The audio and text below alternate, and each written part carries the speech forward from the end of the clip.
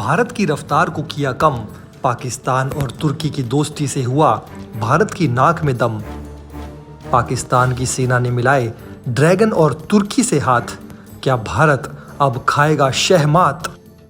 भारत की शतरंज में फंसा पाकिस्तान, बॉर्डर पर हथियारों से खड़ी की चट्टान। रातों रात बदल गया इस्लामाबाद से अंकारा का नक्शा, भारत ने ला दिया भूचाल। भारत और पाकिस्तान की लड़ाई में तुर्की घुसा, बेगानी शादी में हुआ अब्दुल्ला दीवाना। कश्मीर में आर्मी ने आतंकवादियों का किया खात्मा और तुर्की में निकला आतंकियों का जनाजा। तो दोस्तों, गरीबी में जी रहा पाकिस्तान इन दिनों चीन और तुर्की के हथियारों के दम पर महाशक्ति होने के भ्रम में है। हाल ही में तुर्की और पाकिस्तान की सेना ने जमीन और समुद्र पर एक साथ सैन्य अभ्यास शुरू किया है। खैबर पख्तूनख्वा में चल रहे इस सैन्य अभ्यास में दोनों देशों की सेनाएं मिलकर आतंकवाद के खिलाफ तैयारी कर रही हैं।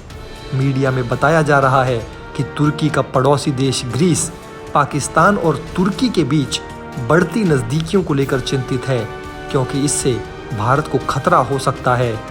ऐसे में दोस्तों, तुर्की के राष्ट्रपति एर्दोआन का पाकिस्तान के प्रति लगाव जग जाहिर है। रेसेप तैयब एर्दोआन पाकिस्तान और चीन के साथ मजबूत संबंध बनाने के लिए काम कर रहे हैं और यही वजह है कि उन्होंने बार बार भारत की आलोचना की है। पिछले साल जब यूनाइटेड नेशंस में सभा आयोजित की गई थी, एर्दोआन ने कश्मीर मुद्दे को उठाया और पाकिस्तान से हस्तक्षेप करने का अधिकार मांगा। शीत युद्ध के दौरान अमेरिका ने रूस से लड़ने के लिए दो सहयोगी देशों तुर्की और पाकिस्तान का इस्तेमाल किया था। इस वजह से रूस को अफगानिस्तान से पीछे हटना पड़ा और दुनिया के अन्य हिस्सों में अपने विस्तार को रोकना पड़ा। ये दोनों देशों का एक ही आकार है, समान धर्म है। तुर्की के राष्ट्रपति एर्दोआन और पाकिस्तान के प्रधानमंत्री शहबाज शरीफ दोनों मुस्लिम दुनिया के नए नेता बनने की कोशिश कर रहे हैं। ऐसे में पाकिस्तान अपने मित्र तुर्की को परमाणु हथियार बनाने में मदद कर रहा है। ग्रीस की सरकार ने इस्लामाबाद और अंकारा के बीच बढ़ती इस नज़दीकी के बारे में दुनिया को आगाह किया है और इस पर तुर्की के एर्दोआन ने कहा कि कुछ देशों के पास परमाणु मिसाइलें हैं, लेकिन हमारे पास कोई नहीं है। हम इसे कैसे स्वीकार कर सकते हैं। तुर्की के पास वर्तमान में 2 परमाणु रिएक्टर TR1 और TR2 हैं, जो तुर्की परमाणु ऊर्जा प्राधिकरण द्वारा चलते हैं। वहीं तुर्की के पास पहले से ही परमाणु बम बनाने के लिए समृद्ध यूरेनियम का भंडार है। पाकिस्तान की तकनीक की मदद से वो तेजी से अपने लिए परमाणु बम तैयार कर सकता है। तुर्की और पाकिस्तान का समर्थन का एक लंबा इतिहास रहा है।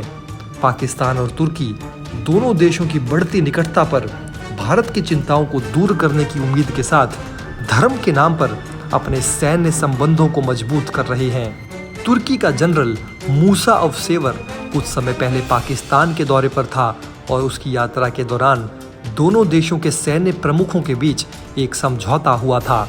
अगर तुर्की पाकिस्तान को उसकी सैन्य क्षमता सुधारने में मदद कर सकता है तो भारत की चिंताएं बढ़नी लाजमी हैं। आशंका जताई जा रही है कि जैसे जैसे तुर्की और पाकिस्तान नज़दीक आएंगे, कश्मीर में आतंकी घटनाएं बढ़ सकती हैं।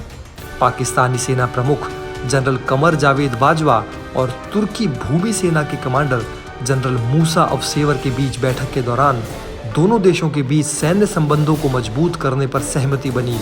ये तुर्की और पाकिस्तानी सेना को प्रशिक्षण और आतंकवाद विरोधी अभियानों में अपने कौशल में सुधार करने की अनुमति देगा। आपको बता दें दोस्तों कि 1947 में भारत और पाकिस्तान के विभाजन के बाद तुर्की पाकिस्तान का समर्थन करने के लिए ज़्यादा इच्छुक था। इस्लाम के नाम पर उभरे पाकिस्तान को तुर्की के साथ दोस्ती में अपना उज्जवल भविष्य नजर आया। तुर्की में रहने वाले तुर्कों द्वारा पाकिस्तान को स्वीकार करने में इस्लाम की बड़ी भूमिका रही और मुस्तफ़ा कमाल पाशा की धर्मनिरपेक्ष सोच के बावजूद पाकिस्तान और तुर्की के संबंध धार्मिक आधार पर मजबूत हैं। ये 1970 के दशक में विशेष रूप से सच था, जब तुर्की में इस्लामिक राजनीतिक दलों की लोकप्रियता बढ़ने लगी थी। इससे तुर्की और पाकिस्तान के बीच संबंध बने और 1954 में पाकिस्तान और तुर्की ने मित्रता की संधि पर हस्ताक्षर किए। ऐसे में रिपोर्ट सामने आ रही है कि तुर्की सीरिया में सक्रिय भाड़े के संगठन सादात को कश्मीर में तैनात कर रहा है। सादात का नेतृत्व एर्दोआन की सेना के सलाहकार अदनान तनरीवर्दी कर रहे हैं। कश्मीर में पैदा हुए आतंकवादी फई को कश्मीर में ठिकाना बनाने के लिए नियुक्त किया गया है। फई पाकिस्तानी खुफिया एजेंसी ISI के पैसे से भारत के खिलाफ भाड़े के सैनिकों की भर्ती कर रहा है। उन्होंने टैक्स चोरी की योजना चलाने के लिए अमेरिकी जेल में 2 साल की सेवा की है और वो एक कट्टरपंथी संगठन जमात-ए इस्लामी का सक्रिय सदस्य भी है। इस संगठन की फंडिंग पाकिस्तान की खुफिया एजेंसी ISI करती है, जिस पर FBI ने मुहर लगाई है। तुर्की भूमि सेना के कमांडर जनरल मूसा अफसेवर ने कहा कि उनके देश का पाकिस्तान के साथ संबंध उसके लिए बहुत महत्वपूर्ण है और वो सैन्य और रणनीतिक सहयोग को और मजबूत करने के लिए तत्पर है। जनवरी 2019 में कश्मीर में आर्टिकल 370 खत्म किए जाने के बाद से सऊदी अरब तुर्की के और करीब आ गया है। इस बीच तुर्की इस्लामिक देशों का मसीहा बनना चाहता है और पाकिस्तान से उसके रिश्ते काफ़ी मजबूत हैं। हाल ही में जब भूमध्य सागर में ग्रीस के साथ सीमा विवाद हुआ तो पाकिस्तान ने सच्चाई जाने बिना ही तुर्की को समर्थन देने का ऐलान कर दिया। इससे तुर्की कश्मीर के मामले में भी पाकिस्तान का समर्थन करने लगा है। तुर्की के राष्ट्रपति एर्दोआन इस मुद्दे को संयुक्त राष्ट्र के मंच पर भी उठा चुके हैं।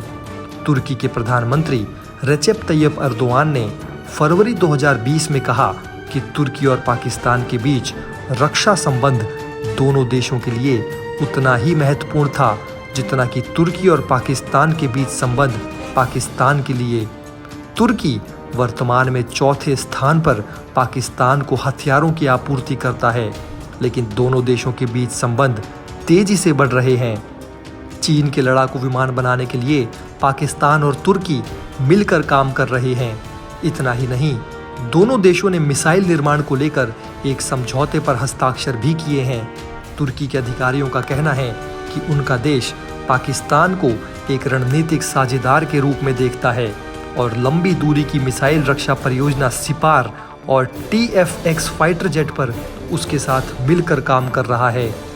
ग्रीक विशेषज्ञों ने भारत को पाकिस्तान और तुर्की के बीच गहरी नापाक दोस्ती की चेतावनी दी है। रिपोर्ट्स के सामने आने के बाद पाकिस्तान परमाणु बम और मिसाइल तकनीक तुर्की को स्थानांतरित कर रहा है।